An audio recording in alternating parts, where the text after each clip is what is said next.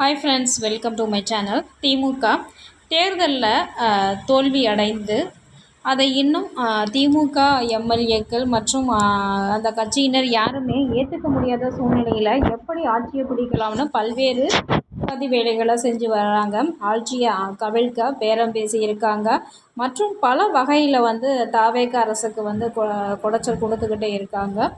கரூரில் முதல்வர் விஜய் அவர்கள் திமுகவும் தாவேகாவும் வேறு வேறு இல்லை, ரெண்டுமே ஒன்று தான், அவங்க ரெண்டு பேருமே ஒன்று தான், ஆனால் பேசுகிறது வேணால் வேறு வேறையாக இருக்கும், ஆனால் அவங்க கூட்டாக சேர்ந்து தான் எல்லா வேலையும் பண்ணுறாங்க அப்படிங்கிற மாதிரி முதல்வர் விஜய் சொல்லியிருந்திருப்பார். அதை உறுதி செய்யும் விதமாக திமுக முன்னாள் அமைச்சர்களுடைய செயல்பாடு இருக்கிறது. திமுக தேர்தலில் அடைந்த படுதோல்விக்கு பின்னர் பாஜகவுடன் நெருங்கி வருவதாக தகவல்கள் வெளியான நிலையில் அதனை உறுதிப்படுத்தும் விதமாக முன்னாள் அமைச்சர் அனிதா ராதாகிருஷ்ணன் பேசியிருக்கிறாரு.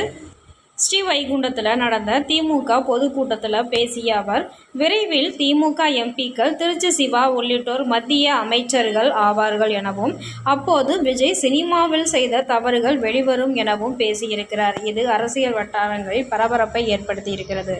நேற்று வர பாஜகவை எதிரி, கொள்கை எதிரி அப்படின்னு சொன்னவங்க இன்று மத்திய அமைச்சர்கள், திமுகவை சேர்ந்தவர்கள் மத்திய அமைச்சர்கள் ஆவார்கள் அப்படின்னு சொல்கிறாங்க. அப்படின்னாக்க கண்டிப்பாக இதில் ஒரு ஏதோ சூழ்ச்சி இருக்குது. அடுத்த தேர்தலில் பாஜக கூட சேர்ந்து தேர்தலை சந்திக்கிறதுக்கான ஏற்பாடுகள் நடந்து கொண்டிருக்கிறது. நீங்கள் என்ன வேணால் பண்ணுங்கள், ஆனால் தாவேக ஆட்சியில் மக்கள் மகிழ்ச்சியாக தான் இருக்காங்க, அவங்களுக்கு எந்த குறைகளுமே இல்லை. எல்லா இடத்துலையும் லஞ்சம் ஊழல் வாங்கி ஒவ்வொரு செயல்களும் நடந்த நிலையில் இப்போ லஞ்சமே இல்லாமல் எல்லா வேலைகளும் நடக்கிறது. மக்கள் ரொம்ப மகிழ்ச்சியாக இருக்கிறாங்க.